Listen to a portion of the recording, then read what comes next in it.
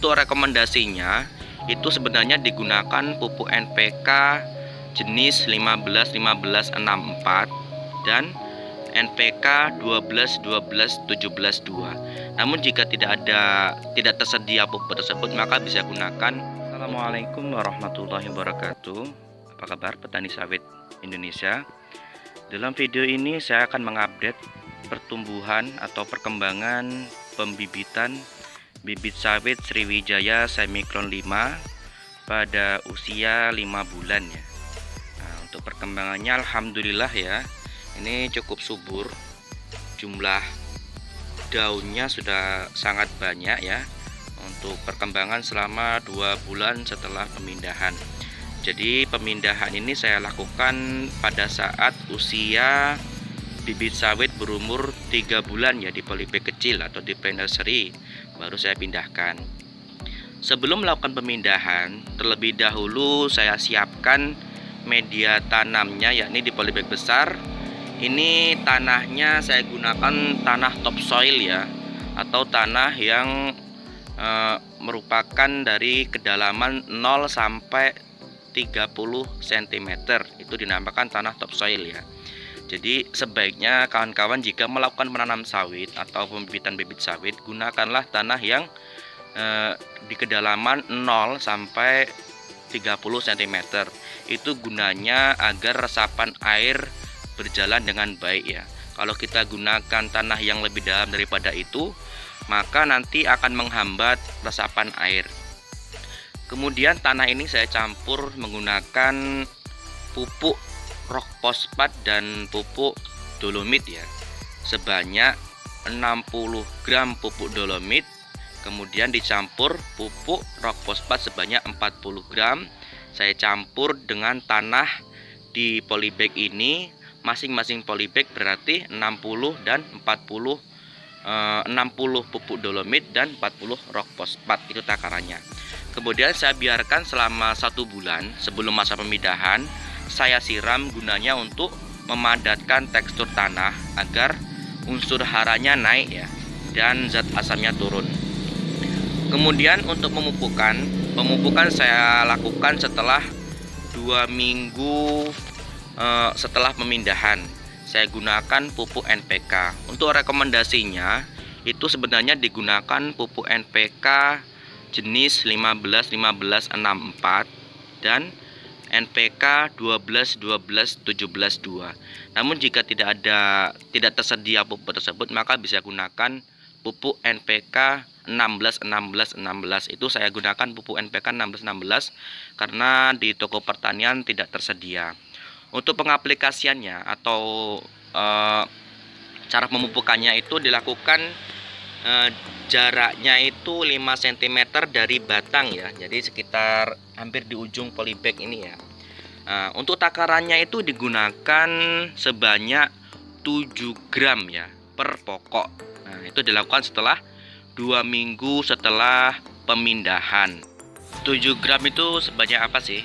Kalau saya gunakan itu 7 gram itu sebanyak 1 tutup botol air mineral ya. Jadi saya taburkan di sekitaran batang sawit ini ya.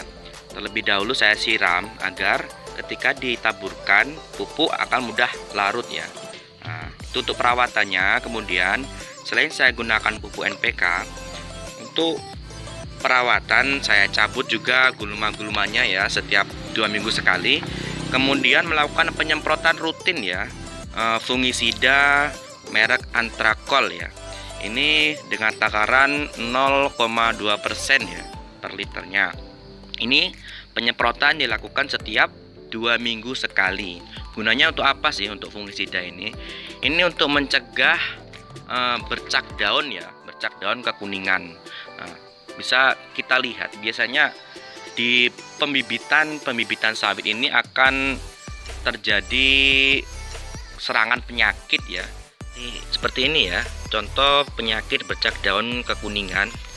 Nah, ini setelah saya lakukan penyemprotan fungisida, alhamdulillah untuk daun yang baru ini sudah mulai hijau ya. Sebelumnya seperti ini. Nah, ini kekuning-kuningan seperti ini adalah penyakit yang digunakan yang disebabkan karena faktor jamur biasanya ya. Nah, ini kuning kekuningan. Nah, ini saya lakukan penyemprotan fungisida antrakol rutin 2 minggu sekali. Alhamdulillah untuk tunas barunya ini sudah tidak lagi mengalami bercak daun. Nah, ini untuk perawatannya ya, agar terhindar dari penyakit bercak daun. Ketika sudah mengalami penyakit seperti ini, sebaiknya bibit sawit langsung diisolasi ya. Ini saya pisahkan jauh-jauh dari bibit-bibit lainnya ya, karena bisa menular. Oke, kita kembali ke pembibitan. Rekan-rekan petani sawit Indonesia, untuk perawatan bibit sawit ya, selain kita melakukan pemupukan rutin, penyemprotan fungisida, pencabutan gulma, salah satu faktor penting dalam pembibitan sawit ini yakni adalah yang paling urgent adalah penyiraman rutin ya. Jadi sebaiknya penyiraman ini dilakukan setiap pagi dan sore, atau minimal ya, sangat minimal itu adalah sehari sekali, kecuali kalau musim hujan ya. Karena tanaman sawit ini merupakan tanaman yang banyak membutuhkan air ya.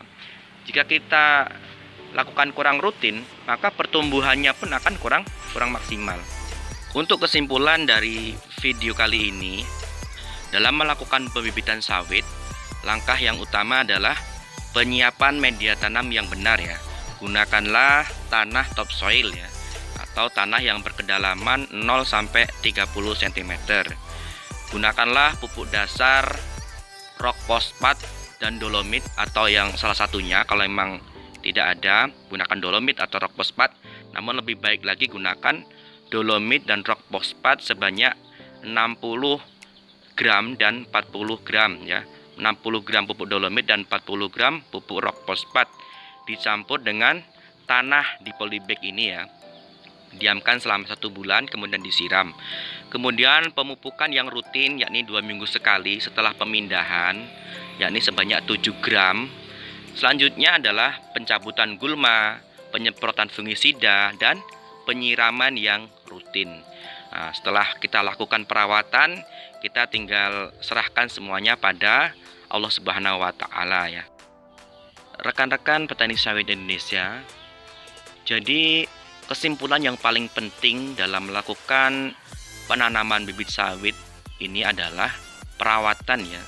Jadi bibit yang setelah kita tanam ini tidak bisa kita biarkan begitu saja. Kita harus merawatnya sampai pertumbuhannya maksimal ya. Karena bibit yang kita tanam ini akan kita harapkan hasilnya sampai puluhan tahun ke depan ya, bahkan sampai usia 25 tahun ya. Jadi bibit yang kita tanam ini alangkah baiknya kita rawat dengan maksimal agar pertumbuhannya sesuai dengan harapan kita. Baiklah rekan-rekan petani sawit Indonesia, demikianlah untuk video kali ini.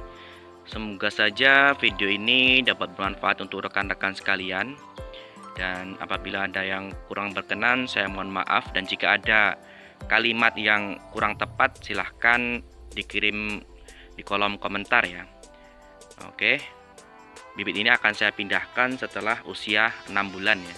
Saya pisahkan jaraknya. Ini terlalu rapat, nanti setelah usia 6 bulan akan saya pindah-pindahkan agar pertumbuhan daunnya bisa maksimal ya. Oke, sekian saya akhiri. Wassalamualaikum warahmatullahi wabarakatuh.